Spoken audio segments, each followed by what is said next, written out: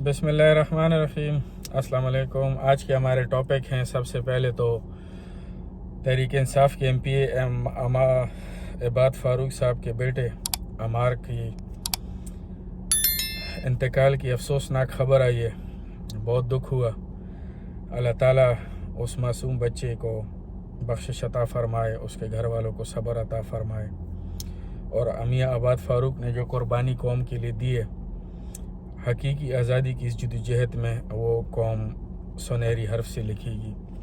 दूसरी तरफ ये हमारे निज़ाम इंसाफ के ऊपर, हमारे कानून के इदारों के ऊपर भी एक बहुत बड़ा सवालिया निशान है कि ठीक है कि अगर किसी से जुर्म सरज़द हुआ है या अंडर ट्रायल है, लेकिन उस आड़ में उसके घर वालों को तंग करना, उनकी चादर चार दीवारियों पे जाना, और फिर मासूम बच्चे टर्चर होते हैं। जिस तरह घरों पे आप छापे मारते हैं, जिस तरह आप घरों पे जाते हैं रात के अंधेरों में, बार बार जाते हैं, फिर वहाँ आप जो वहशत फैलाते हैं, तोड़ फोड़ करते हैं, मासूम बच्चों का इसमें क्या कसूर है? हदीस पाक सल्लल्लाहु है कि जंग के दौरान खड़ी फसलों को, बुज़ुर्गों, बच्चों, औरतों, बूढ़ों को अमन हासिल है, यहाँ तक कि जो आपके ख़िलाफ़ हथियार ना उठाए उनको भी अमन हासिल है।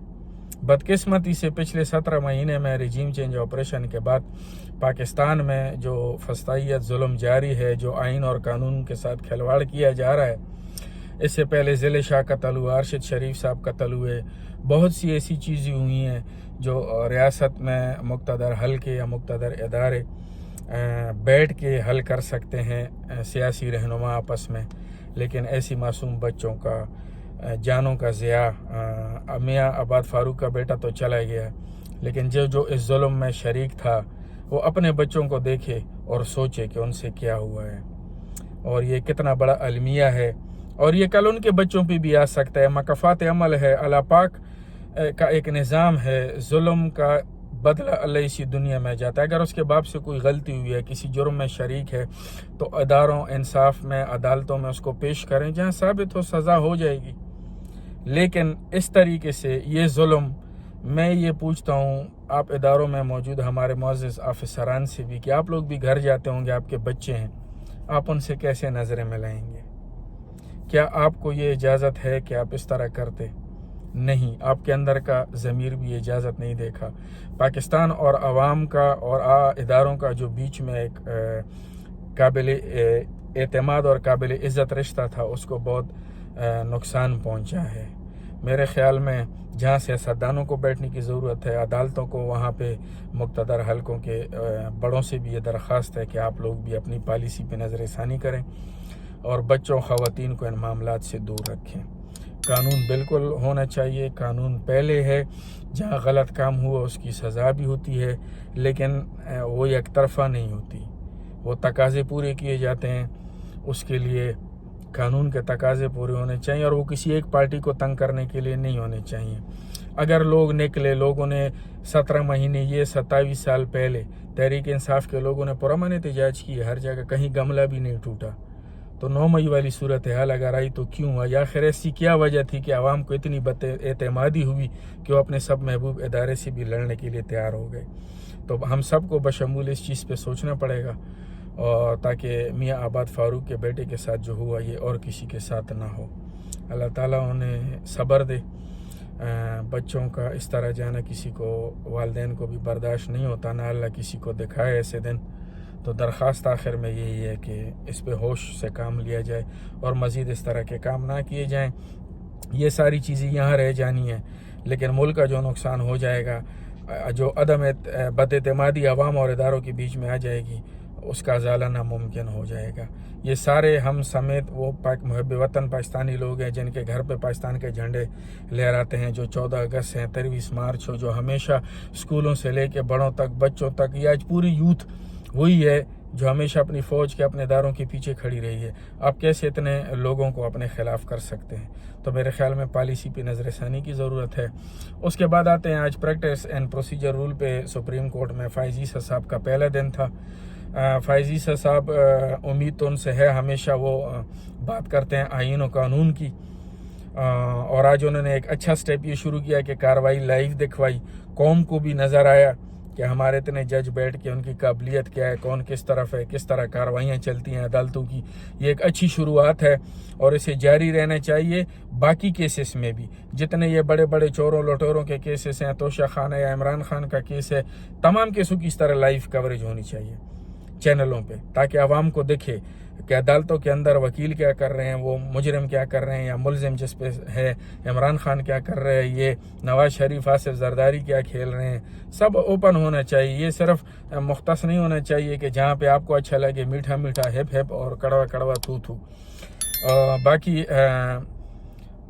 چیف جسٹس کے اختیارات پہ بات ہے تو قانون کو ہم زیادہ نہیں سمجھ سکتے، عدالت میں بات چل رہی ہے اس لیے اس پہ زیادہ کھول کے شاید بولنا مناسب بھی نہ ہو، لیکن اتنی سمجھ تو ہر پاکستانی کو آتی ہے اور میرے خیال میں معزز جج صاحبانوں کو بھی آئے گی کہ قانون جیسا بھی ہے اس کے پیچھے نیت بھی تو دیکھنی ہے نا. نیت کیا تھی، اس کے پیچھے نیت کیا ہے، کیا کرنا چاہتے ہیں وہ لوگ. یہ قانون ان لوگوں نے بنایا جنہوں نے پچھلے 17 مہینے میں رجیم چینج آپریشن کے ذریعے یہ حکومت لی.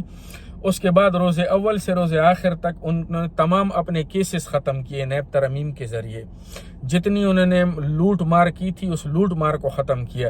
ایسے لوگ اگر کوئی قانون سازی کریں گے تو اس پہ عوام بھی لازم سوال اٹھائے گی، اور معزز عدلیہ کے اندر موجود بھی ججز بھی، جیسے جسٹس منیب اختر صاحب، جسٹس اعجاز الاحسن صاحب، جسٹس عائشہ صاحبہ اور ایون اطہر من اللہ صاحب نے بھی بہت اچھے کامنٹس دیے ہیں، ریمارکس دیے ہیں.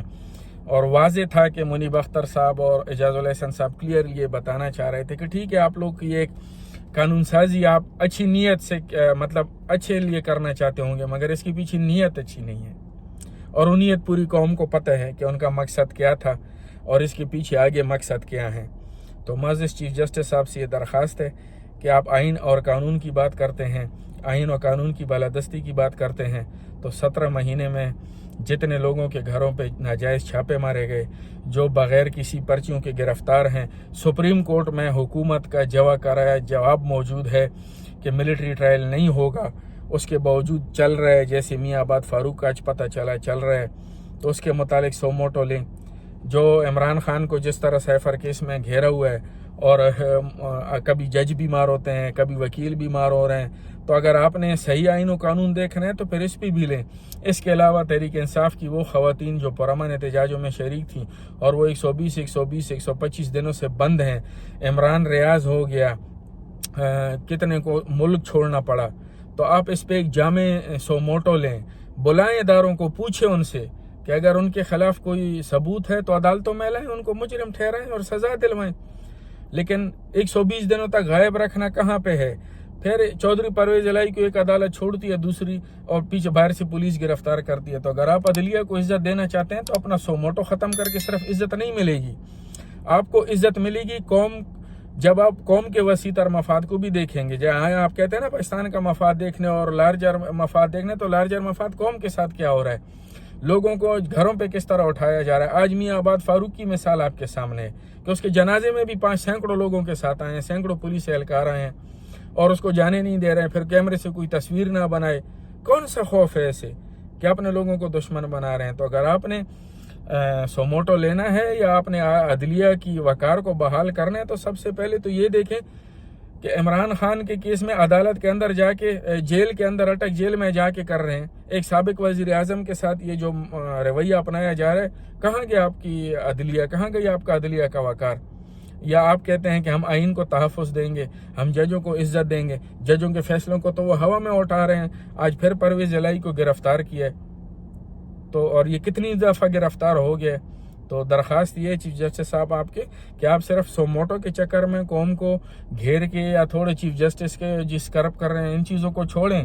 پاکستان کی عوام تب خوش ہوگی جب آپ عوامی مسائل پہ اس طرح لائف کارروائی کریں گے اور ان کے فیصلے بھی اسی دن ہوں گے. جس طرح آج آپ لوگوں نے بہت زیادہ ٹوکا ہے وکیلوں کو، اس لیے آج فیصلہ نہیں ہو سکا اور بات بہت زیادہ لمبی ہو گئی تھی، تو آپ کو آخر میں وہ ہٹانا پڑا. تو کیا فائدہ ہوا پھر فل کورٹ کا کہ ابھی 2-3 جج اگلی بار بیٹھیں گے؟ فل کورٹ کے در گیا ابھی. تو براہ کرم یہ تمام چیزیں بند کی جائیں، اور عوام بہت زیادہ پس رہی ہے مہنگائی میں، غربت میں. اس ملک کا حل صاف شفاف الیکشن ہے، پاکستان کو قائم دائم رکھنا ہے تو صاف شفاف الیکشن ہی اس کا حل ہے۔ تمام پارٹیوں کو اپنی کیمپین کرنے کی مکمل اجازت دیں۔ جو جیلوں میں بوگس طریقے سے بند کیے گئے ہیں، قانون میں سی قانون کی آڑ لے کر جس طرح لوگوں کو گھیرا جا رہا ہے، جیسے عمران خان پہ 200 کیسز بنا دیے گئے ہیں، لیں اس پہ 100 ماٹو کہ کیسے ایک بندے پہ 200 کیس بن گئے ہیں، کس چکر میں بن گئے، اتنا بڑا دہشت گرد تھا تو یہ کیا چکر ہے کہ 200 کیس بن گئے، لیں اس پہ 100 ماٹو، دکھائیں پھر آپ 5-6 ججز کمیٹی بن کے باقاعدہ اس پہ 100 ماٹو لے لیں۔ اور پچھلی 44 دن سے جو کیس 2 منٹ میں اڑ جانا چاہیے اور 2 منٹ میں سننا چاہیے وہ آپ کو نظر نہیں آ رہا ہے۔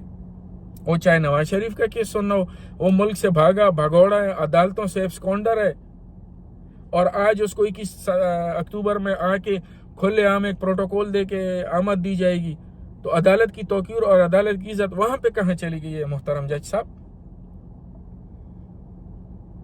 وہ کہاں پہ گیا؟ کون گرفتار کرے گا؟ کون قانون کی بات کرے گا؟ تو ایسا نہیں ہے کہ جہاں پہ آپ کو کسی سے بغض ہو تو وہاں آپ قانون و آئین کو دیکھیں، اور جہاں آپ کا مفاد یا وہ نہیں ہے تو پھر وہاں آپ آئین اور قانون کے متعلق آنکھیں بند کر لیں۔